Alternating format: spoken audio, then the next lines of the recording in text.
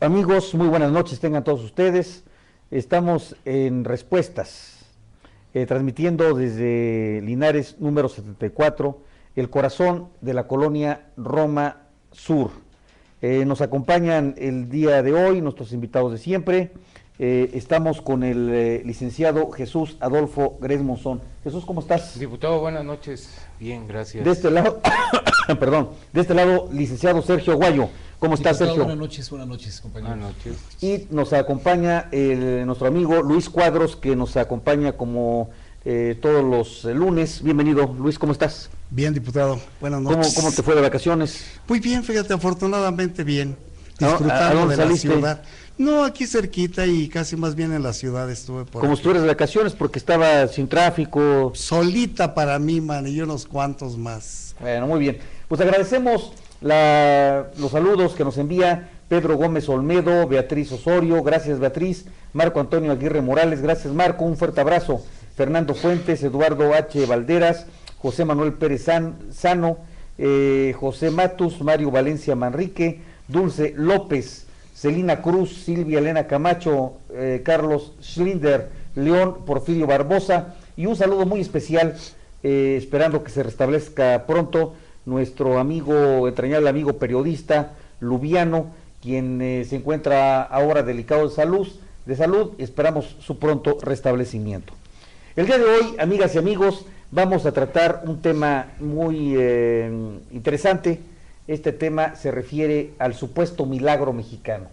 Cómo es que en la década de los 40 México de pronto alcanzó un crecimiento económico, un desarrollo económico muy importante y que se le catalogó en el mundo como el milagro mexicano. De esas cosas vamos a hablar un poco de este gran despegue que tuvo México, cómo incide la Segunda Guerra Mundial en este supuesto milagro mexicano, el conflicto armado, posteriormente la paz mundial, y cómo México sigue creciendo en el campo, la industria, la agroindustria, qué es lo que ocurrió, por qué se catalogó como un milagro mexicano este empuje económico que luego se maneja como un desarrollo económico. Vamos a ver, ¿tenemos videos? Si les parece, vamos a ver un video que tiene algo que ver, pero bueno, tenemos un video que es Historia del Escuadrón 201, y luego tenemos, ¿no? Sí, ¿verdad? Y luego tenemos un video, otro video, segundo video, que es la política económica de los años 40. Pero antes de ver estos dos videos, vamos a tratar de enmarcar el famoso milagro mexicano. ¿De qué se trata? ¿Qué consiste? ¿Quién quiere empezar? Bien. Buenas noches. Mira, antes que nada hay que ver los factores externos que incidieron en este aparente desarrollo mexicano, económico mexicano, que fueron primero la guerra en España, que trae como consecuencia que mucha gente intelectual española pide asilo político al país, por ahí por los años 38. Estamos hablando de la República Española. La República Española. Y que bueno, algunos querían la República Española, otros querían prácticamente pues no una democracia. Todo lo que era el franquismo. Pues antes del franquismo, pues la monarquía. Así es. Entonces teníamos dos fuerzas ahí antagónicas, que era por un lado la monarquía, y por otro lado la república en contra del rey, y teníamos dos fuerzas opositoras, unos que querían que se siguiera manteniendo el tema hereditario, la corona, el gobierno que viene de la realeza, de Dios, el hombre, la sangre la real, teocracia, todo esto, y por otro lado pues los que pensaban que todos los hombres somos iguales, que no debe haber distingo entre que no unos por nacimiento tienen que gobernar, y entonces bueno, viene este empuje y luego por ese filtra pues una situación dictatorial de Franco. De Franco, y viene la Guerra Civil Española. Y como tú dices, pues un sinnúmero de intelectuales revolucionarios que salen expulsados de España, y viene una gran oleada de intelectuales republicanos, que viene un enriquecimiento intelectual muy importante en esa época, ¿no? ¿Sí? Claro que sí. En 1938 Lázaro Cárdenas del Río, presidente de México, le da asilo político a mucha gente intelectual española, vienen al país, son intelectuales, es gente que funda universidades, funda colegios, da clases, son poetas, son dramaturgos, son científicos, y toda esta gente viene a enriquecer. Y todos ellos eran estaban en contra de la monarquía. Claro, porque era gente pensante. ¿Es una gente pensante en contra de la monarquía? Pues normalmente sí. ¿Por qué? Porque son verdaderos revolucionarios, gente que piensa en una verdadera igualdad, una verdadera fraternidad entre los seres humanos. Y no que no haya división de clases por cuestiones de sangre. De nacimiento. Así es. Algunos de ellos decían que la verdadera aristocracia debe estar en el pensamiento, en la razón y no en los derechos de sangre. Así es. No porque yo soy hijo de noble, soy noble. ¿Saben, por cierto, de dónde viene la palabra don?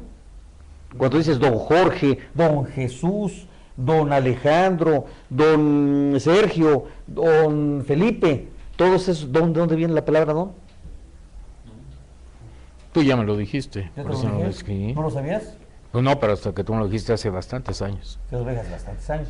Don significa de origen noble.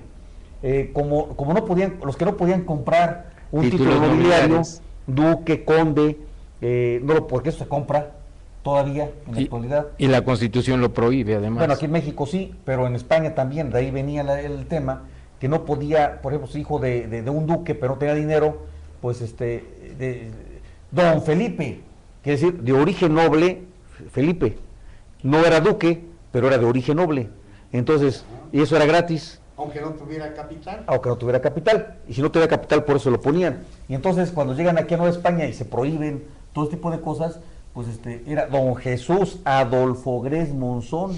Así es. Y entonces era de origen noble. ¿Tú eres de origen noble, mi querido Jesús? No, no soy totalmente Palacio. No, totalmente del pueblo. Soy totalmente Palacio. Eso fue comercial, lo van a cobrar. Eso lo van a cobrar. Entonces, bueno, estábamos en... Tú no estabas todo el aspecto todos los de la gente que viene de España. Eso enriquece a la población en sí, dando educación, dando principios, dando ciencia, etcétera. Luego también, como consecuencia de los inicios de la Segunda Guerra Mundial, ahí por el año 39, principio de los 40, viene también una oleada de gente, judíos, a México, que vienen a invierten sus capitales en el país, los que tuvieron tiempo de salir de la Europa amenazada por el nazismo, vienen a América, muchos se quedan en México y empiezan a invertir su dinero en el país. Esos fueron esos factores externos. También después viene Estados Unidos, se involucra en la Segunda Guerra Mundial y entonces requiere de la industria, de la incipiente industria nacional, empieza a invertir el país en industria para empezar a exportar a Estados Unidos y a otros países lo que iba necesitando, como el caso de Lule, por ejemplo. Y el petróleo, petróleo, claro. Estamos hablando de los 40. Así es. Y la mano de obra, por supuesto, que se requería en Estados Unidos, puesto que la mayoría andaban en el frente, llevaron mexicanos para levantar cosechas. Lo que producía también divisas para el país. Así es. Y la exportación que ya empezaba a tener México, de un país totalmente del campo agropecuario, empieza a desarrollar una incipiente industria, empieza a crear, empieza a manufacturar y empieza a exportar. Pues les recuerdo, amigas y amigos, que lo más importante son los comentarios que ustedes nos quieren hacer. Abajo del chat, abajo de la página que están ustedes viendo, aparece un pequeño chat que pueden ustedes escribirnos de inmediato y aquí nos llegan sus preguntas, sus comentarios, sus dudas, sus aclaraciones, lo que ustedes nos quieran mandar serán bien recibidos. Vamos a ver si les parece entonces el segundo video primero, porque es el que más se refiere al tema de hoy, si les parece, los años 40. Vamos a ver este video, que es la política económica de los años 40. Este video es ¿de quién? Es un documental. Sí, es un documental, pero ¿de quién lo hizo? Ni modo que el documental haya aparecido solo. Tenemos que dar los créditos. A ver, vamos a ver los documentales, ahorita les comentamos de dónde está ese documental. Adelante.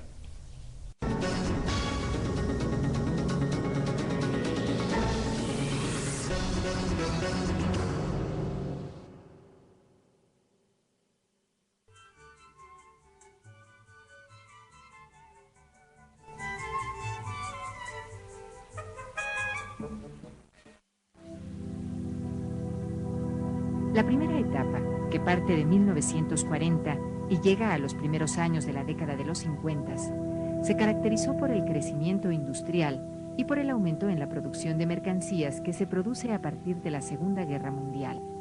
La necesidad de los países en guerra de destinar sus recursos a la producción de armamentos originó una gran demanda de productos que fue satisfecha con las mercancías mexicanas. Asimismo, la industria nacional tuvo que producir las mercancías que antes se compraban en el exterior a los países que estaban en guerra. Es decir, se desarrolló la política de sustitución de importaciones iniciada en México desde la crisis económica mundial de 1929. Es así como se desarrollaron en nuestro país empresas productoras de azúcar, alcohol, cerveza, alimentos industrializados, tabaco, textiles, cemento, papel y vidrio, entre muchos otros productos. Es decir, se desarrolló la industria ligera productora de bienes de consumo que no necesitaba una gran tecnología. Esta etapa de crecimiento industrial fue apoyada por los gobiernos de los presidentes Manuel Ávila Camacho y Miguel Alemán Valdés, con una política proteccionista de elevados impuestos a los productos importados. De igual forma, dichos gobiernos apoyaron la industrialización con la creación de obras de infraestructura en comunicaciones y transportes. Sin embargo, este crecimiento industrial no hubiera sido posible sin los recursos aportados por el sector agrícola. Durante la expansión industrial, el campo mexicano proporcionó alimentos baratos a la población urbana, lo que permitió mantener bajos los salarios, siendo esta condición un atractivo para los inversionistas. Por otra parte, la industria obtuvo materias primas baratas como por ejemplo el algodón para la industria textil. Finalmente, la venta de los productos agrícolas en el extranjero permitió captar recursos que fueron transferidos a la industria para comprar materias primas y maquinaria.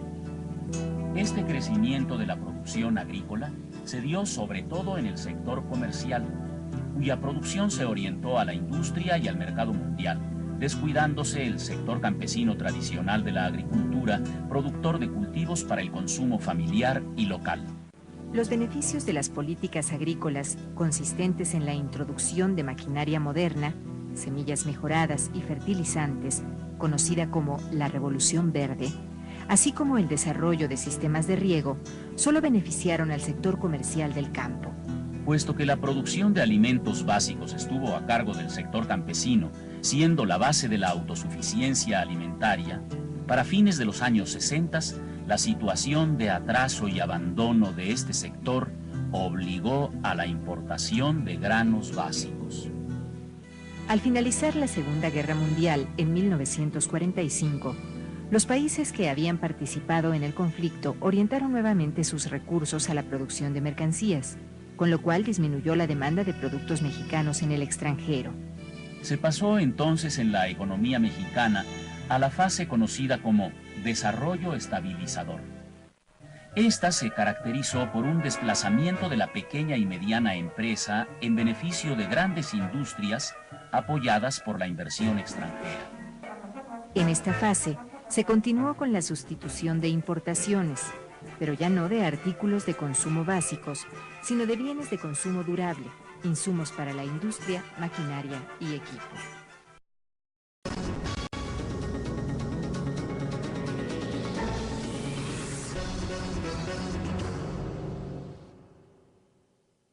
Pues bueno, aquí podemos resumir que por una parte, cuando los países empiezan a preparar, todos los países industrializados, por una parte los países del eje, que es Alemania, Japón, Italia, y bueno, todos los países europeos se empiezan a preparar para una guerra con armamento, después del tramo de la Primera Guerra Mundial, en donde se empiezan a preparar todos los países para un desquite, unos y para el otro, para defenderse, que por cierto, en Inglaterra lo agarraron medio desprevenido, porque todo el mundo pensaba que no iba a pasar nada, menos Churchill, que estaba insistiendo de una manera muy reiterada que no era posible, que dice, ahorita los alemanes están haciendo motores para carros, y nosotros le estamos comprando esos motores para los carros, pero mañana esos motores para los carros los van a utilizar motores para aviones, y nosotros no estamos preparados para nada de eso, cosa que ocurrió. Pero bueno, todas estas situaciones de posguerra, de la Primera Guerra Mundial, se van derivando en que los países satélites de las grandes potencias, como México, por ejemplo, que era dependiente de los Estados Unidos, de la economía de Estados Unidos, pues deja de importarles, de importar a México, o de exportar a México cerveza, deja de exportar a México acero, deja de exportar a México todos los productos manufacturados, porque Estados Unidos se empieza a preparar para la guerra y le empieza a mandar a todos los países europeos, A los aliados.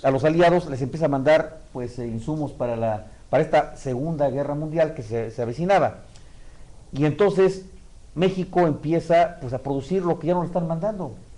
Y luego existe una gran demanda de acero, por ejemplo, para los países que no eran productores, pero que tenían hierro, que tenían carbón. El acero se hace de carbón y de hierro. México tenía hierro, México tenía carbón, México no tenía la tecnología, pero empieza a importar la tecnología y empiezan a producir grandes cantidades de acero. Y entonces ahí empieza el gran auge económico, porque empieza a sustituirse las importaciones por productos nacionales, y entonces empieza a emplear mano de obra de una manera impresionante, ¿no? Así es. Cuando menos eso es lo que nos están tratando de comunicar. ¿Qué otra cosa empieza a dar este gran impulso, este gran auge, Sergio? Bueno, vale la pena comentar que teníamos una población de alrededor de 20 millones de mexicanos. Ya eran bastantes, ¿no? Ya eran bastantes. En esa época. 9 millones de hombres, más casi 10 millones de mujeres. Y solamente 3 millones vivían en zonas urbanas. ¿Cuántos hombres y cuántas mujeres? Alrededor de 9 millones y casi 10 millones de mujeres. 9 millones de hombres y alrededor de 10 millones de mujeres. No que nos tocaban 7 mujeres por cada hombre. En esas épocas está muy balanceado. Estaba balanceado. Sí. Y 3 millones de mexicanos vivían en las zonas urbanas, más de 15 millones en las zonas rurales, y aquí en la Ciudad de México vivían 1.560.000 personas, que éramos muy poquitos en esos tiempos, ¿no? Entonces, en esas circunstancias, digamos, que fue el primer censo que se hizo en el país en el año de 1940. Saludos, Yareli Prieto, saludos, me gusta cuando hablan de historia de México, qué interesante, muchas gracias Yareli, un abrazo cordial. Saúl Jiménez, saludos también. Norma García, muchas gracias. Claudia Rodríguez, gracias por escribirnos, un abrazo fraterno a todas y todos. ¿Qué otra cosa empezó a detonar este famoso milagro mexicano? Claro, México está en una situación de que ya no es un país importador. Empieza a producir, si bien es cierto que era una industria incipiente, no es menos cierto que empezamos a darle un nuevo cariz a nuestra economía. Ese nuevo cariz estaba ya enfocado a exportar, empezamos a exportar. ¿Qué exportábamos?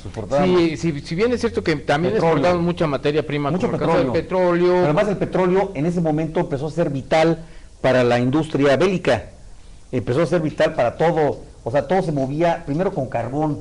¿Recuerdan ustedes esta revolución industrial, que veníamos saliendo de la revolución industrial, donde todo se movía con carbón, una gran contaminación ambiental con todos los hornos, con todas las calderas, con todas las máquinas de vapor que eran de agua, pero se calentaban con carbón.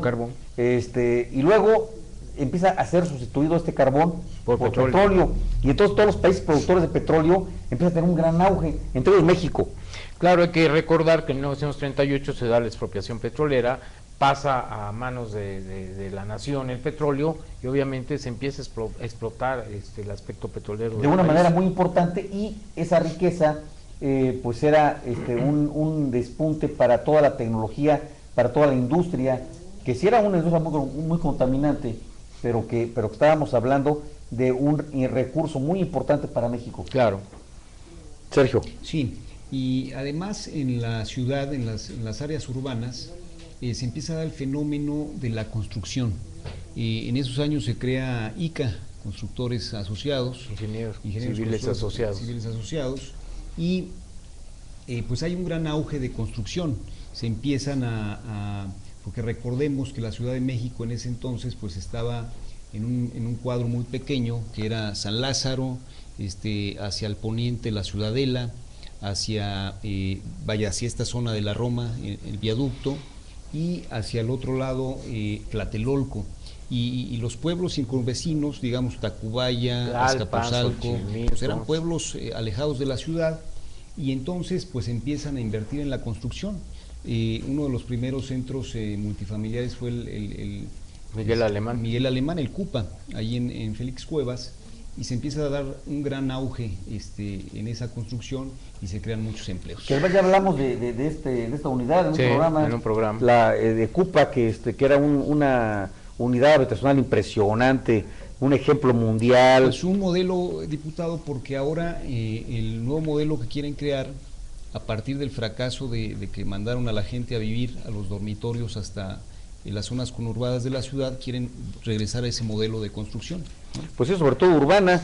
Digo, vas a mandar a la pobre gente ahí les ponen un parquecito, unos juegos infantiles y los mandan al cerro. Eso, efectivamente. Y tenemos que mandar agua desde aquí hasta allá y el transporte, la pobre gente cómo se viene de hasta allá para acá, pierden 2 horas y media de venida, 3 horas de regreso a sus viviendas, llegan cansados, no ven a los hijos, rompen el núcleo familiar. Es un error brutal el asunto de las unidades habitacionales en los cerros, y este boom que se crearon artificial de las grandes constructoras como bueno, sin decir nombres, esas constructoras que compraban suelo barato en lugares lejanos, daban mordidas a las autoridades para que les dieran el agua, les dieran el drenaje, les autorizaran la luz, y de pronto, pues supuestamente muy barata la vivienda, la gente pues ve las casas muy bonitas, accesibles para ellos, pero a 3 horas de distancia de sus lugares de trabajo. Entonces imaginen ustedes el gran problema. Pero bueno, llegamos a 1942 en este auge, y de pronto que nos hunden 2 embarcaciones, el Potrero del Llano y la Faja de Oro. Así es. Nos la hundieron los barcos alemanes. Los barcos alemanes. Supuestamente, sí. Que es un supuesto, porque por ahí dicen que los gringos, los norteamericanos, porque ya había pláticas incluso en donde Hitler, los países del eje, querían participar y decirle a México, porque México declaró su neutralidad, y le dicen, oye, nosotros te podemos regresar el territorio que perdiste si ganamos nosotros la guerra, ayúdanos, ¿qué te parece? Somos aliados, ustedes no se metan, pero denos petróleo, nosotros te vamos a dar recursos económicos, y de pronto estaban en esas pláticas, dicen por ahí, nos hunden 2 barcos, supuestamente, y supuestamente fueron los alemanes, que fue lo que generó que México le declarara la guerra a las potencias del eje. Claro que ni se preocuparon los países del eje, porque México en ese entonces pues no teníamos ni siquiera resorteras, teníamos unos avioncitos que ahorita vamos a ver que efectivamente participamos. Nunca participamos en un combate abierto en el escuadrón 201, solamente hicieron viajes de reconocimiento, y claro, como no les gustaba a los países del eje que los fueras a reconocer, tiraron 2, 3 aviones, pues les tiraron, pero no hubo un combate. No, realmente íbamos de espías y nos hundieron, nos tronaron 2 aviones. A ver, vamos a ver el video del escuadrón, del glorioso escuadrón 201. Vamos a ver.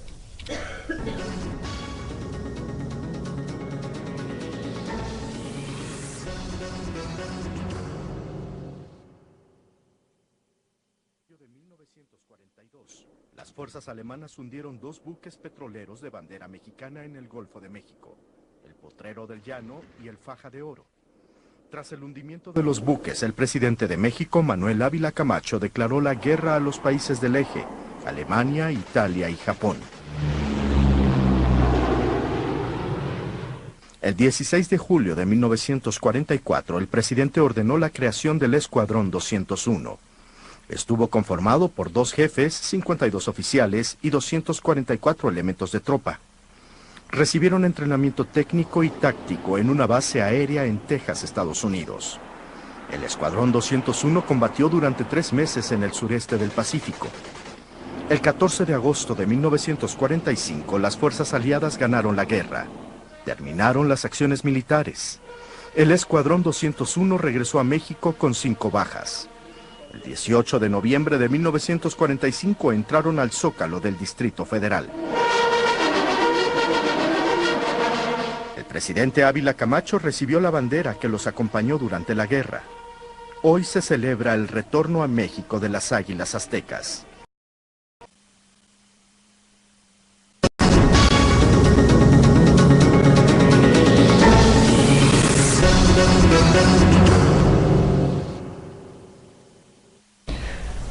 Bueno, pues en el 94 tuvimos que intervenir en una guerra, que además fue muy lamentable esta intervención que tuvimos en la guerra, esa declaración de guerra, en donde nosotros declaramos la guerra a los países del eje. Así son las potencias del eje. Los países del eje, que es el eje...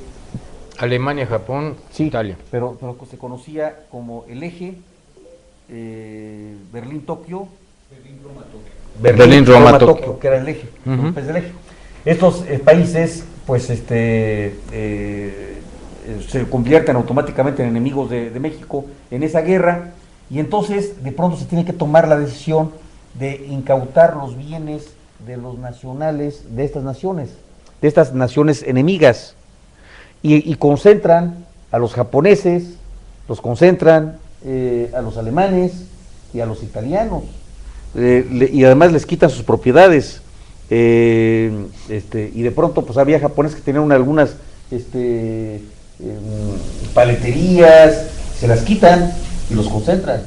O sea, realmente fue una situación muy lamentable para los pobres japoneses, alemanes, que vivían en México, que vivían en México, que si bien es cierto no eran muchos, pues venían aquí pues tratando de hacer un gran esfuerzo. Recuerdo haber leído que de pronto empezando a hacer sus empresas, sus industrias, estas pobres gentes, y se las quitan, y los concentraron, o sea, eran enemigos, hay que estar observando, todos los bienes fueron intervenidos. Ahí en la embajada alemana, si no mal recuerdo, estaba en Puente de Alvarado y Insurgentes, donde está ahora un Tox o un Vips, no sé qué. Tox. Un Tox. Ese Tox, que es muy bonito, era la embajada alemana, que fue se les fue expropiada por ser los alemanes. En ese momento ser enemigos. Son enemigos, se la quita le dieron unos días para salir a los diplomáticos, no a los alemanes, a los diplomáticos alemanes, salir, y luego se queda el gobierno con el edificio de la embajada, con una botín de guerra, el edificio de la embajada, y ahora pues es un Tox. Bueno, pero hay que ver una cosa positiva. México, como lo vimos en el documental, entra en 1944. La Guerra Mundial termina en agosto de 1945, prácticamente estuvo un año, y nada más tuvimos 5 bajas. Y aparte de eso, pues tuvimos derechos de pago de deuda de guerra. Alemania tuvo que pagarle a México deuda de guerra. Los hundimientos y la deuda de guerra, porque le declaramos la guerra, o sea, por un año. Pues sí. No fue tan mal negocio. 55 millones de aquel tiempo. ¿Eso fueron 55 millones? Sí, lo que pagaron los alemanes. Por el hundimiento por los gastos de guerra. Gastos de guerra, sí. Así es. Pues son cosas ahí muy lamentables, y pues hubo muchas familias. Fíjense ustedes, por ejemplo, los japoneses estaban llegando a México, esta generación de japoneses llegaron a México a estudiar. Algunos pequeños llegaron a estudiar, y los o al revés, se fueron algunos ¿mexicanos? O sea, sí, llegaron los japoneses aquí. Los japoneses tenían algunos negocios. Se fueron son los hijos de los japoneses a estudiar a Japón, pues con el primo, con los tíos, en fin. Cuando viene la declaración de la guerra, se rompen las comunicaciones con los países del eje, entre los Japón, y les dejan de mandar dinero los mexicanos a sus hijos, o los japoneses residentes aquí, les dejan de mandar, y entonces se quedan aislados, y se rompe la comunicación, una generación prácticamente se deja de ver muchos años, hasta que, bueno, porque además perdieron todos los negocios aquí los japoneses residentes en México, y entonces se rompe una generación.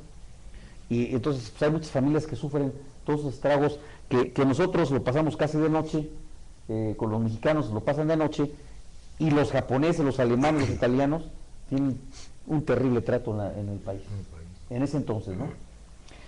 Bueno, pero después del 44 se declara la ley de emergencia para iniciar la campaña nacional contra el analfabetismo, que ya venía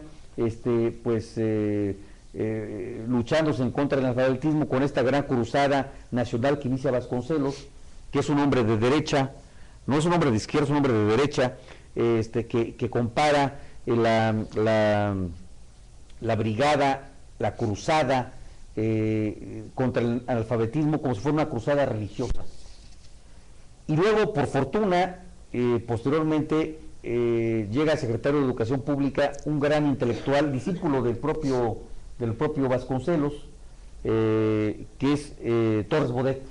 Jaime Torres Bodet, que fue secretario de Educación Pública, y entonces empieza también un auge cultural muy importante en México, una campaña en contra del analfabetismo, que luego no se siguió con el mismo ímpetu, pero que se inicia con Vasconcelos y luego Torres Bodet, y luego también un auge muy importante en artistas, en cultura, en música, en teatro. ¿Qué nos puedes decir de esto? Mira, en primer lugar, como los países, las potencias estaban en guerra, dejaron de producir cine.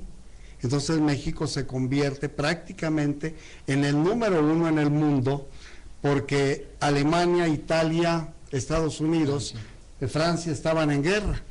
Y nacen las grandes producciones con Julio Bracho, Emilio Fernández, exportan películas con Pedro Armendáriz, María Félix, Dolores del Río. Y empieza a verse mucho cine mexicano en el mundo. En todo el continente, España, sobre todo en habla hispana. Sí, claro. Y de ahí viene las grandes estrellas. En el 43 nace cinematográficamente hablando Tintán, Pedro Infante, Luis Aguilar. Se consolida Jorge Negrete como ídolo de todo el continente, Arturo de Córdoba, en fin. Oye, ¿quién fue más visto, Pedro Infante o Jorge Negrete? Yo creo que tuvieron su tiempo. En los 40 Jorge Negrete era el amo de la taquilla. ¿Pero tiene más o menos la misma edad? Era mayor de edad Jorge Negrete. ¿Cuántos años sería? 4 o 5 años, cuando mucho. Pero esos 4 o 5 años les llevaba de ventaja el aspecto cinematográfico Jorge Negrete. Ya existían. Pero luego ya fue un ídolo indiscutible Pedro Infante, Pedro Infante, sí. Estamos hablando por ahí de los 38, ya existía Negrete. Pedro todavía no figuraba. Se dedicaba un poco a cantar, ¿no? Jorge ya hacía cine. Había estado en Estados Unidos, allá filmó algunos cortometrajes, grabó discos con orquestas norteamericanas. Jorge era un hombre que hablaba 3, 4 idiomas. Era muy culto y además tenía una gran cultura musical. Se había cultivado su voz. Fue alumno de José Pierson, el mejor maestro de canto. Y de ópera, ¿no? En aquella época, sí. Jorge Negrete estudió ópera. Estuvo en Nueva York un buen tiempo cantando con la Marimba Panamericana, con orquestas como Eliseo Grenet, que eran grandes orquestas de aquel tiempo. Grabó arias de ópera, en fin. Pero cuando llega a México empieza a filmar diferentes temas, le llega Ay Jalisco no te rajes, en 1942, película que él no quería filmar porque no quería estar de charro ni cantando música ranchera, pero con Ay Jalisco no te rajes se hace el ídolo del continente. Esa es una canción muy famosa, y luego venía una Guadalajara en un lago México, una Llaranueva, ¿cómo se llama esta canción? Me de comer esa tuna. Sí, pero ¿cómo se llama la canción? Me de comer esa tuna. ¿Así se llama? Sí. ¿Me de comer esa tuna? Sí. Y también fue película. Y que fue película. Ahora, fíjate de lo que se entera uno. ¿Sabes lo que significa Guadalajara en árabe? Es palabra árabe. Guadal es río. Jara, se dice que es río entre piedras, pero realmente no es el... Sí, son parecidos a las piedras, pero es caca. Sí. Jara, precisamente dice, allá hay cuidado, hay una jara.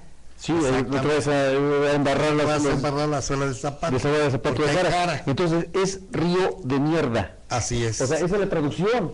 Es la traducción de Guadalajara y a los árabes les daba mucha risa escuchar a Guadalajara, jaja, y se reían. Bueno, ¿qué significa eso? Pues significa eso, finalmente.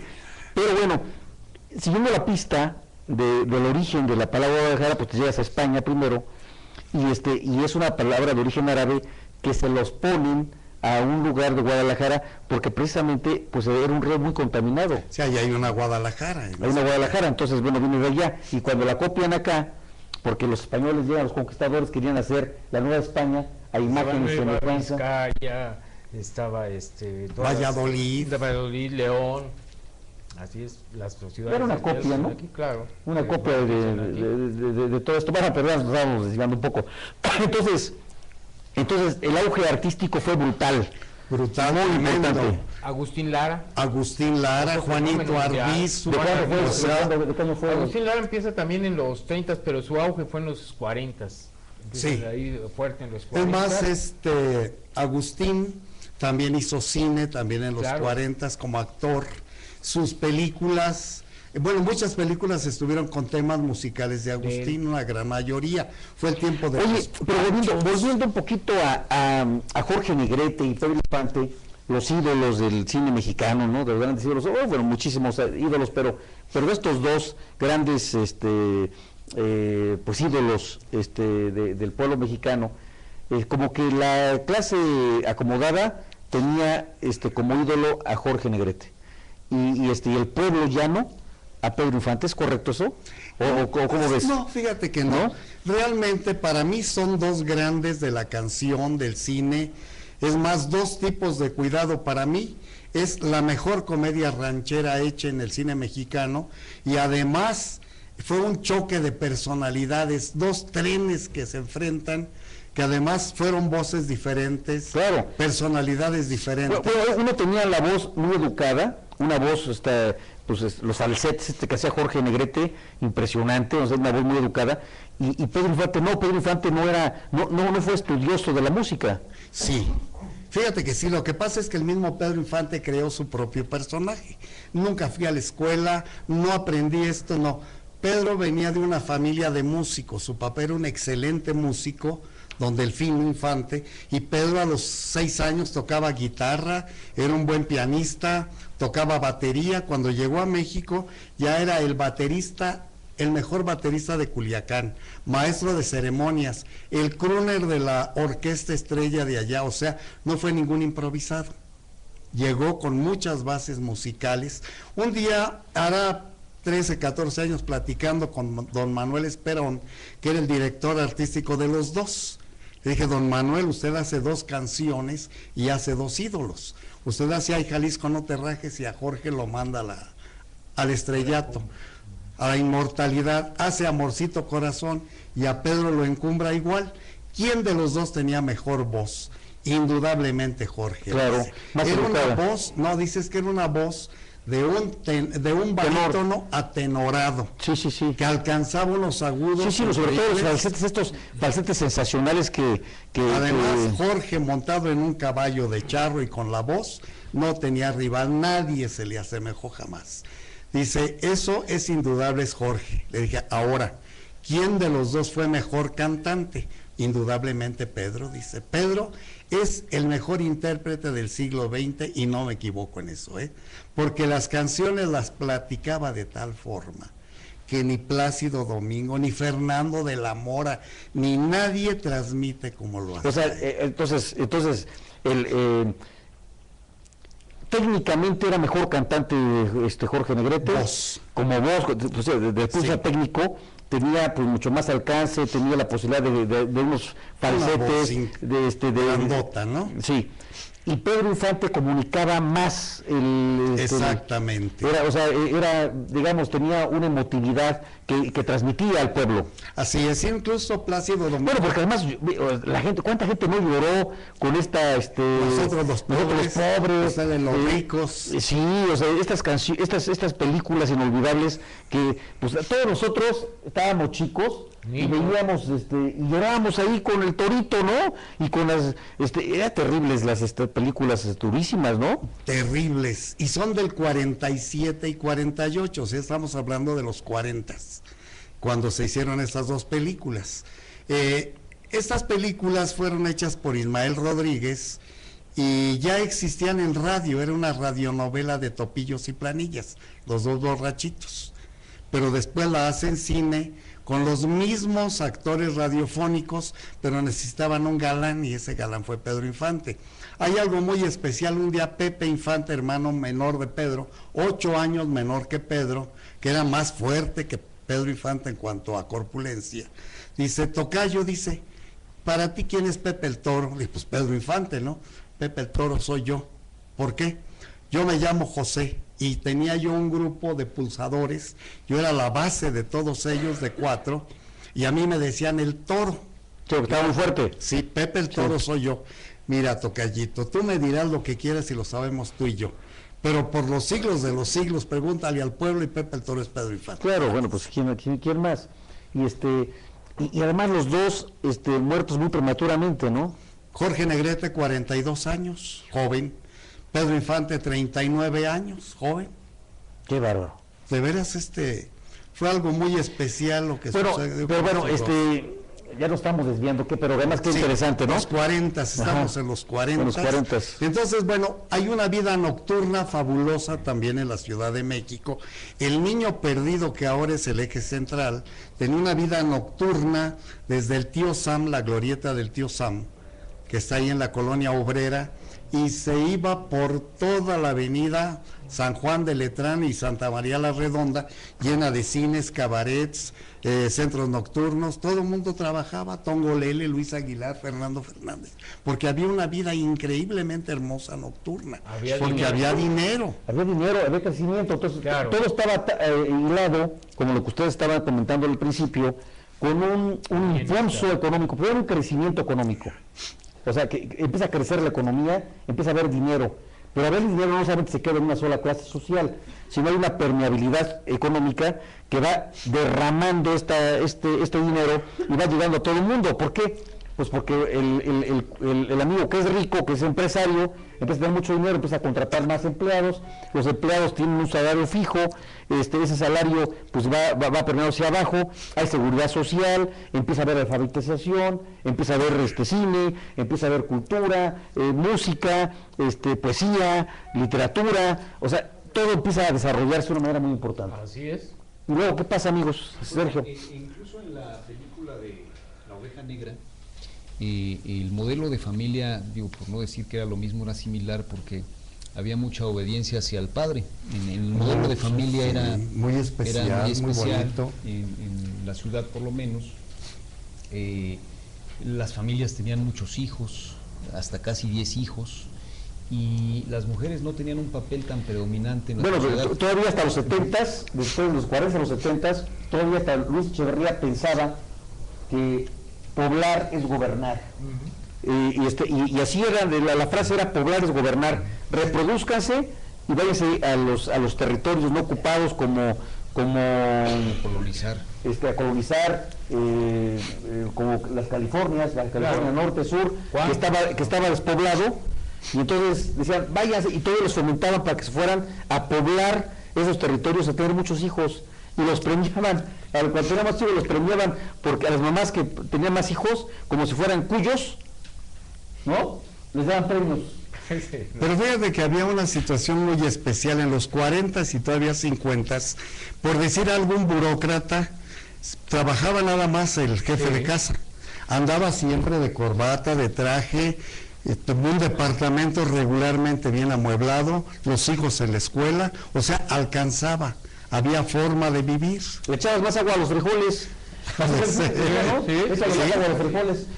Ahí se dan colonias, aquí en México, por ejemplo la colonia Roma, de la colonia Roma Sur, empiezan los finales de los 30, principios de los 40, se ocupa, empiezan a construir mucha vivienda, empiezan un bienestar que se sentía en la gente sentía en su bolsillo la política económica del país, se daban cuenta el auge de una sociedad rural, una sociedad de autoconsumo, a una sociedad que empezaba a exportar, una sociedad que empezaba a industrializarse, y entonces se veía reflejado. Entonces, los Cadillacs, íbamos a todo dar, desde los 40 empezamos a despegar, íbamos muy bien, y se nos rompe el lápiz, es decir, que estuvimos escribiendo la historia de prosperidad en México, y rompe el lápiz en el 78, o antes. 70 yo creo, ¿no? No, pues el 78 en con el los 68 empezaron ya, los sí, problemas. ¿qué está pasando, no? O sea, dijimos, oye, este cuate que es el presidente ya no es tan iluminado, ya está trompudo, está feo, es un chango, y se van contra los estudiantes. O sea, ya se rompe esa magia que te... esa magia que tiene el presidente de la República, que todo lo podía, que estaba venciendo la pobreza. Se veía como Santos, casi como Santos. No, y su investidura presidencial era respetadísima. El señor presidente de los Estados Unidos mexicanos hace acto de presencia, pues era como un monarca, ¿no? Todavía nos tocó la época de López Mateos, yo era un niño pequeño, seguramente muchos de ustedes sean niños, todavía ese homenaje que se le hacía al presidente, la imagen presidencial, cuando se empezó a deteriorar, como dice el diputado, fue a partir del 68 con Díaz Ordaz. Entonces ahí es donde se lo rompe el lápiz del milagro mexicano.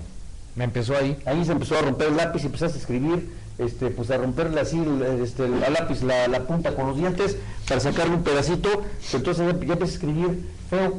No sé si les pasó cuando estaban ustedes chicos, que nos llevábamos sacapuntas. Y entonces estábamos ahí y se nos rompió el lápiz y pues ya no podías apuntar rápidamente lo que escribía en el pizarrón. Y entonces, si no tenías sacapuntas, le decías al de junto, ¿dónde pasan tus sacapuntas? Y si no tenían o eran díscolos y envidiosos, no te lo prestaban, y entonces tú tenías pues o una navajita, ¿no? A veces. Que estaba prohibido llevar la navajita porque además era peligroso, ¿no?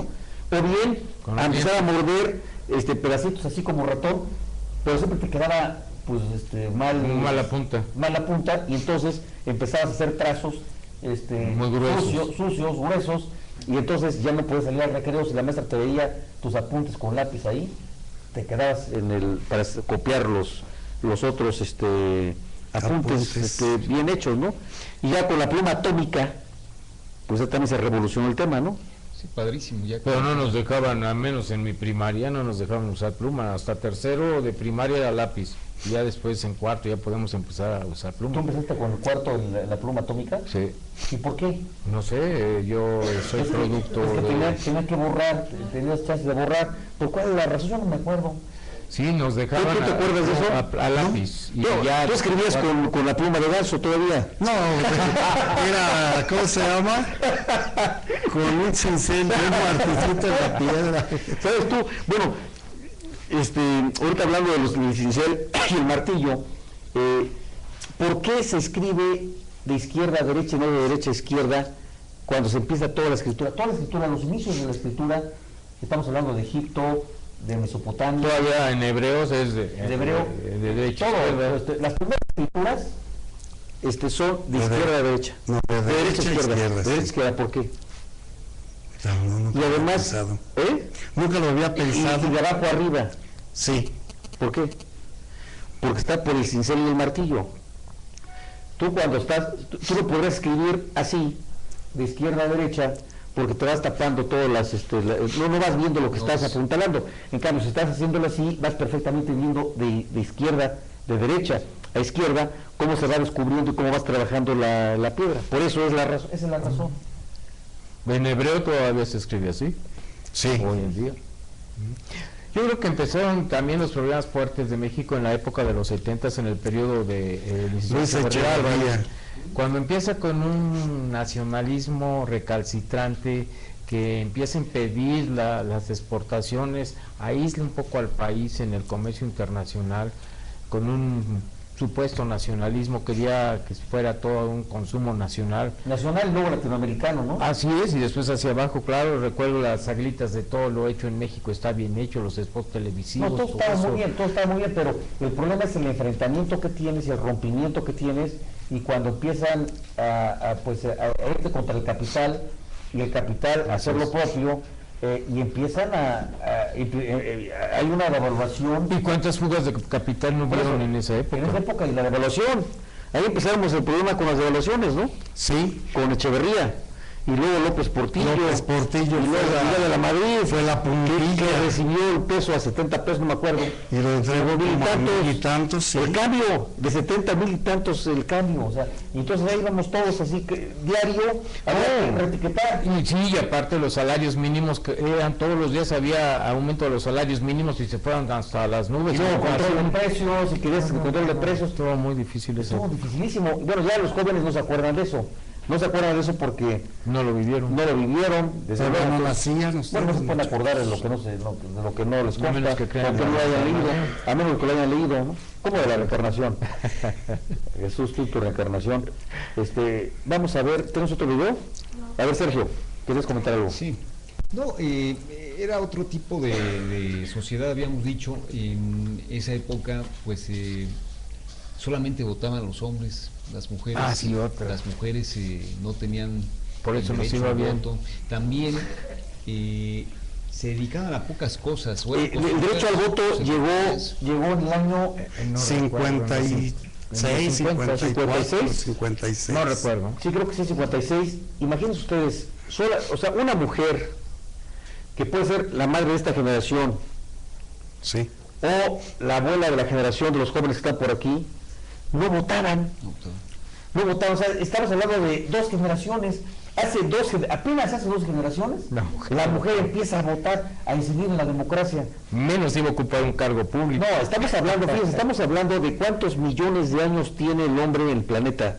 Miles de años. Miles. Y solamente hasta hace 2 generaciones la mujer empezó a votar. Entonces, parece increíble que las cosas hayan sido así. 1953. Ah, 53. No, pero eso fue en dónde? En México. Sí, pero ¿en dónde? ¿En qué parte? ¿Cuándo? Chéquenme, el primer voto, ¿en qué estado? Parece que fue Yucatán, ¿no? O el Distrito Federal. Vean. Saludos de Pascual Flores, felicidades y mucho éxito en sus actividades. Patricia Acevedo, pocos pero fuertes. Abrazos, será. Julián Robles, en 1940 se escribió la novela ¿Por quién doblan las campanas? Del autor Hemingway. Ernest Hemingway. ¿Cómo recuerdan? Esa novela me impactó. ¿Por qué doblan las campanas? ¿Por quién? ¿Por quién doblan las campanas? Este asunto de por qué doblan, a ver qué me dice que es doblar las campanas. Pues el replicar, ¿no?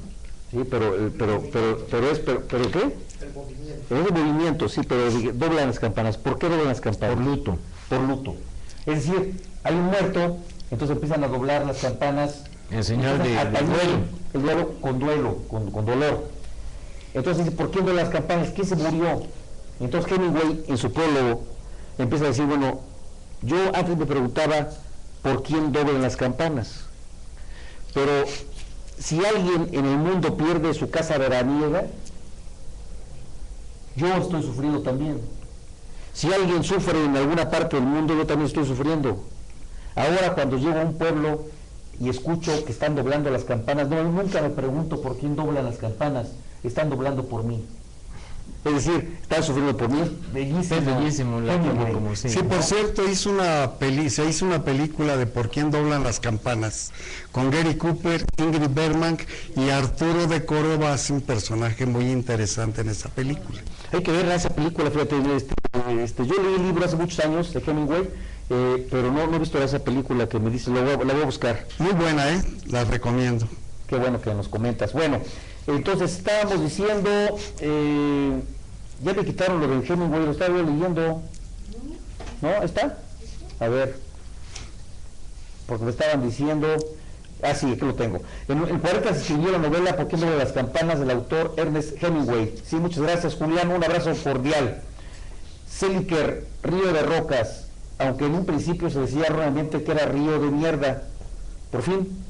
A ver, vamos a checar cuál es la traducción exacta del árabe. Yo le pregunté, ahora que fue a Marruecos, yo le pregunté a un árabe que no hablaba español, por cierto, hablaba bereber, árabe, inglés, francés, italiano. Y el guía que yo llevaba hablaba árabe, italiano, bereber y español. Entonces, cuando yo le había preguntado al guía que qué significaba, me dijo que era Río de Mierda.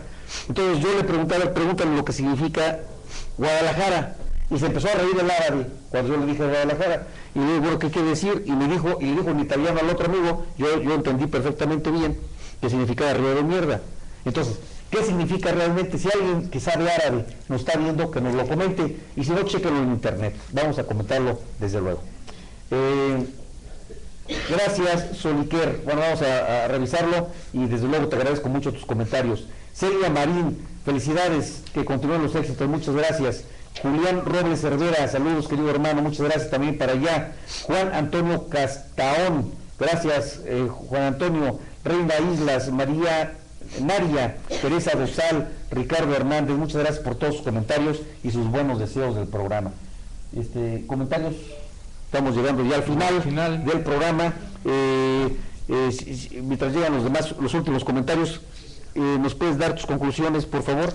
Pues nada más que realmente los años 40, lo poco que me acuerdo y que yo ya andaba por este mundo al final de esa década, fueron años maravillosos, había de todo, pero sobre todo, lo dijo aquí Sergio, que había mucho respeto en las familias. Yo, en lo personal, recuerdo que a mi abuelo, a mi papá, a mi mamá, yo nunca les podía hablar de tú. Era de usted, y siempre besando la mano cuando me despedía y besando la mano cuando hasta los hermanos hablaban de usted. Allá en Michoacán, yo estaba chico, tenía yo como unos 11, 12 años, fui a Curimeo, Michoacán, porque de allá era mi mamá, de allá es mamá de Curimeo, Michoacán, y entonces pues fui a visitar este precioso lugar, que en ese entonces era un pueblo muy alejado de la Ciudad de México. Cerca del Gran Genal. Se llama Curimeo, Michoacán. Sí, lo conozco. Es un lugar muy pintoresco, hermoso, pequeñito. Muy pequeñito, se tenía que caminar cerca de 3 kilómetros, y cuando en lluvias, pues tenías que ir con mucho cuidado para no quedarte atascado en los lodazales. Yo llegué en calzones al pueblo, porque me caí varias veces, entonces mi abuelita me quitó los pantalones para llevarlos. Yo era muy enojado porque dame los pantalones, no, porque se te van a enfermar, que se seque. Entonces los puso, se los llevaba en un palo ella, para que se fuera arriando los pantalones, y luego pues yo en calzones, me acuerdo perfecto.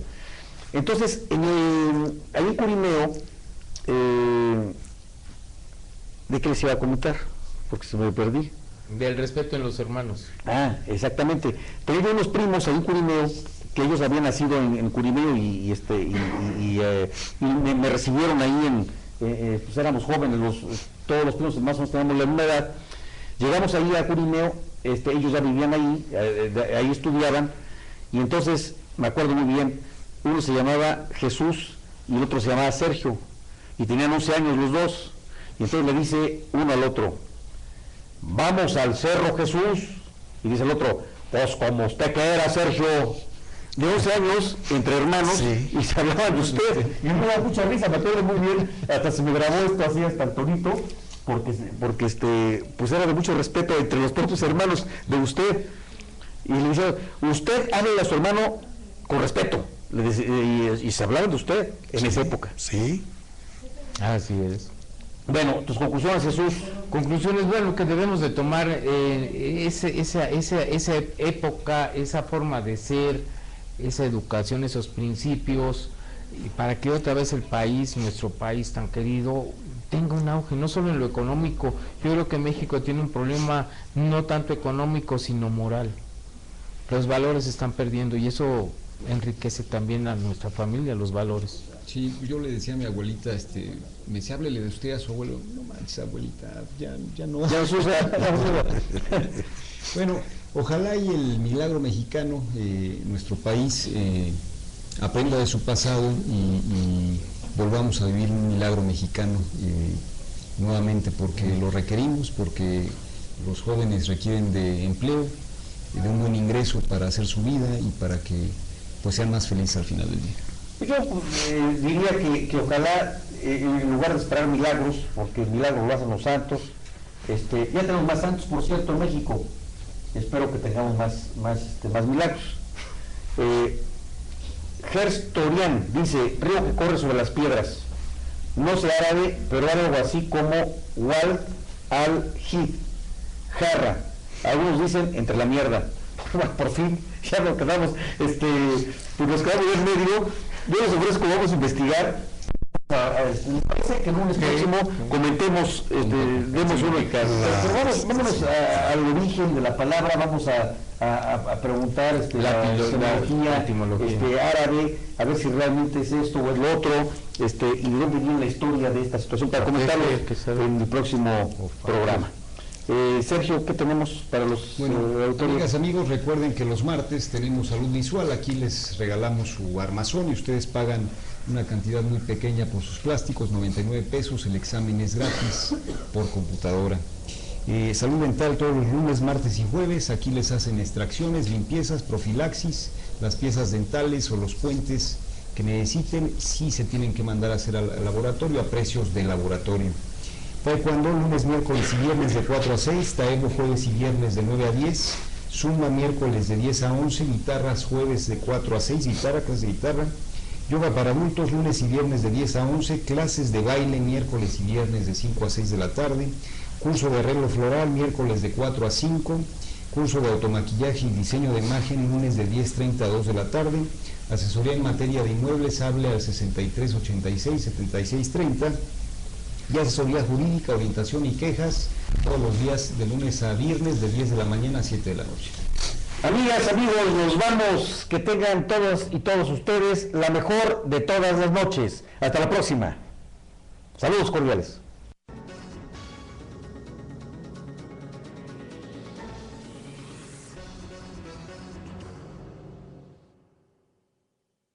No una democracia, todo lo que era el franquismo. Pues antes del franquismo, pues la monarquía. Así es. Entonces teníamos dos fuerzas ahí antagónicas, que era por un lado la monarquía y por otro lado la república en contra del rey, y teníamos dos fuerzas opositoras.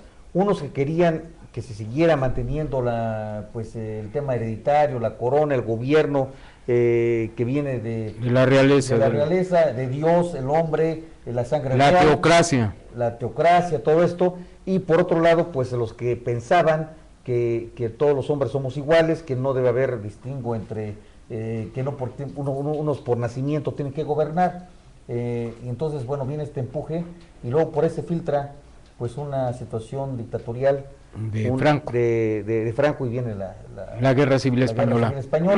Y como tú dices, pues un sinnúmero de intelectuales revolucionarios que salen expulsados de España y viene una gran oleada de intelectuales republicanos, que viene un enriquecimiento intelectual muy importante en esa época, ¿no? ¿Sí? Claro que sí. En 1938 Lázaro Cárdenas del Río, presidente de México, le da asilo político a mucha gente intelectual española. Vienen al país, son intelectuales, es gente que funda universidades, funda colegios, da clases, son poetas, son dramaturgos, son científicos, y toda esta gente viene a enriquecer. ¿Y todos ellos estaban en contra de la monarquía? Claro, porque era gente pensante. ¿Es una gente pensante está contra la monarquía? Pues normalmente sí. ¿Por qué? Porque son verdaderos revolucionarios, gente que piensa en una verdadera igualdad, una verdadera fraternidad entre los seres humanos. Y no que no haya división de clases por cuestiones de sangre. De nacimiento. Así es. Algunos de ellos decían que la verdadera aristocracia debe estar en el pensamiento, en la razón y no en los derechos de sangre. Así es. No porque yo soy hijo de noble, soy noble. ¿Saben, por cierto, de dónde viene la palabra don? Cuando dices don Jorge, don Jesús, don Alejandro, don Sergio, don Felipe, todos esos, ¿de dónde viene la palabra don? Tú ya me lo dijiste. ¿Ya te lo dije? ¿No lo sabías? Pues no, pero hasta que tú me lo dijiste hace bastantes años. Bastantes años. Don significa de origen noble. Como no podían, los que no podían comprar un título nobiliario, duque, conde, porque eso se compra todavía en la actualidad. Y la Constitución lo prohíbe, además. Bueno, aquí en México sí, pero en España también, de ahí venía el tema, que no podía, por ejemplo, hijo de un duque, pero no tenía dinero, pues don Felipe, quiere decir, de origen noble, Felipe, no era duque, pero era de origen noble, entonces, y eso era gratis. Aunque no tuviera capital. Aunque no tuviera capital, y si no tuviera capital, por eso lo ponían. Y entonces, cuando llegan aquí a Nueva España y se prohíben todo este tipo de cosas, pues era don Jesús Adolfo Gres Monzón. Así es. Y entonces era de origen noble. ¿Tú eres de origen noble, mi querido Jesús? No, ¿Sí? no soy totalmente Palacio. Pueblo. No, totalmente del pueblo. Soy totalmente Palacio. Eso fue comercial, lo van a cobrar. Eso lo van a cobrar. Entonces, bueno, estábamos tú no estabas todo el comentando en aspecto todos los aspectos. de la gente que viene de España. Eso enriquece a la población en sí, dando educación, dando principios, dando ciencia, etcétera. Luego también, como consecuencia de los inicios de la Segunda Guerra Mundial, ahí por el año 39, principio de los 40, viene también una oleada de...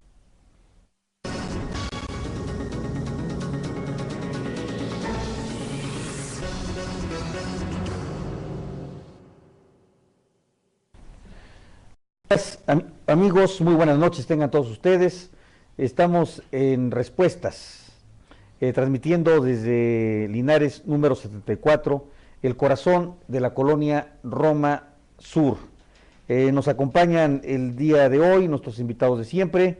Estamos con el licenciado Jesús Adolfo Grez Monzón. Jesús, ¿cómo estás? Diputado, buenas noches. Bien, gracias. De este lado, perdón, de este lado, licenciado Sergio Aguayo. ¿Cómo estás, Sergio? Buenas noches, compañeros. Buenas noches. Y nos acompaña nuestro amigo Luis Cuadros, que nos acompaña como todos los lunes. Bienvenido, Luis, ¿cómo estás? Bien, diputado, buenas noches. ¿Cómo te fue de vacaciones? Muy bien, fíjate, afortunadamente bien, ¿A disfrutando dónde de la saliste? ciudad. No, aquí cerquita y casi más bien en la ciudad estuve por Como aquí. estuvieras de vacaciones, porque estaba sin tráfico. Solita para mí, man, y unos cuantos más. Bueno, muy bien. Pues agradecemos los saludos que nos envía Pedro Gómez Olmedo, Beatriz Osorio, gracias Beatriz, Marco Antonio Aguirre Morales, gracias Marco, un fuerte abrazo, Fernando Fuentes, Eduardo H. Valderas, José Manuel Pérez Sano, José Matus, Mario Valencia Manrique, Dulce López, Celina Cruz, Silvia Elena Camacho, Carlos Schlinder, León Porfirio Barbosa, y un saludo muy especial, esperando que se restablezca pronto, nuestro amigo, entrañable amigo periodista, Lubiano, quien se encuentra ahora delicado de salud, esperamos su pronto restablecimiento. El día de hoy, amigas y amigos, vamos a tratar un tema muy interesante. Este tema se refiere al supuesto milagro mexicano. Cómo es que en la década de los 40 México de pronto alcanzó un crecimiento económico, un desarrollo económico muy importante y que se le catalogó en el mundo como el milagro mexicano. De esas cosas vamos a hablar un poco de ese gran despegue que tuvo México, cómo incide la Segunda Guerra Mundial en este supuesto milagro mexicano, el conflicto armado, posteriormente la paz mundial, y cómo México sigue creciendo en el campo, la industria, la agroindustria, qué es lo que ocurrió, por qué se catalogó como un milagro mexicano este empuje económico que luego se maneja como un desarrollo económico. Vamos a ver, ¿tenemos videos? Si les parece, vamos a ver un video que tiene algo que ver, pero bueno, tenemos un video que es historia del Escuadrón 201, y luego tenemos, ¿no? Sí, ¿verdad? Y luego tenemos un video, otro video, segundo video, que es la política económica de los años 40. Pero antes de ver estos dos videos, vamos a tratar de enmarcar el famoso milagro mexicano. ¿De qué se trata? ¿Qué consiste? ¿Quién quiere empezar? Bien. Buenas noches. Mira, antes que nada hay que ver los factores externos que incidieron en este aparente desarrollo mexicano, económico mexicano, que fueron primero la guerra en España, que trae como consecuencia que mucha gente intelectual española pida asilo político al país, por ahí por los años 38. Estamos hablando de la República Española. La República Española. Y que bueno, algunos querían la República Española, otros querían prácticamente, pues... gente, judíos, a México, que vienen a invierten sus capitales en el país, los que tuvieron tiempo de salir de la Europa amenazada por el nazismo, vienen a América, muchos se quedan en México y empiezan a invertir su dinero en el país. Esos fueron esos factores externos. También después viene Estados Unidos, se involucra en la Segunda Guerra Mundial y entonces requiere de la industria, de la incipiente industria nacional, empieza a invertir el país en industria para empezar a exportar a Estados Unidos y a otros países lo que iba necesitando, como el caso de Lule, por ejemplo. Y el petróleo, sobre El todo. petróleo, claro. por Estamos supuesto. hablando de los 40. Así es. Y la mano de obra, por supuesto, que se requería en Estados Unidos, puesto que la mayoría andaban en el frente, llevaron mexicanos para levantar Lo cosechas. que producía también divisas para el país. Así es. Y la exportación que ya empezaba a tener México, de un país totalmente del campo agropecuario, empieza a desarrollar una incipiente industria, empieza a crear, empieza a manufacturar y empieza a exportar. Pues les recuerdo, amigas y amigos, que lo más importante son los comentarios que ustedes nos quieren hacer. Abajo del chat, abajo de la página que están ustedes viendo, aparece un pequeño chat que pueden ustedes escribirnos de inmediato y aquí nos llegan sus preguntas, sus comentarios, sus dudas, sus aclaraciones, lo que ustedes nos quieran mandar serán bien recibidos. Vamos a ver si les parece entonces el segundo video primero, porque es el que más se refiere al tema de hoy, si les parece, los años 40. Vamos a ver este video, que es la política económica de los años 40. Este video es ¿de quién? Es un documental. Sí, es un documental, pero ¿de quién lo hizo? Ni modo que el documental haya aparecido solo. Tenemos que dar los créditos. A ver, vamos a ver los documentales, ahorita les comentamos de dónde está.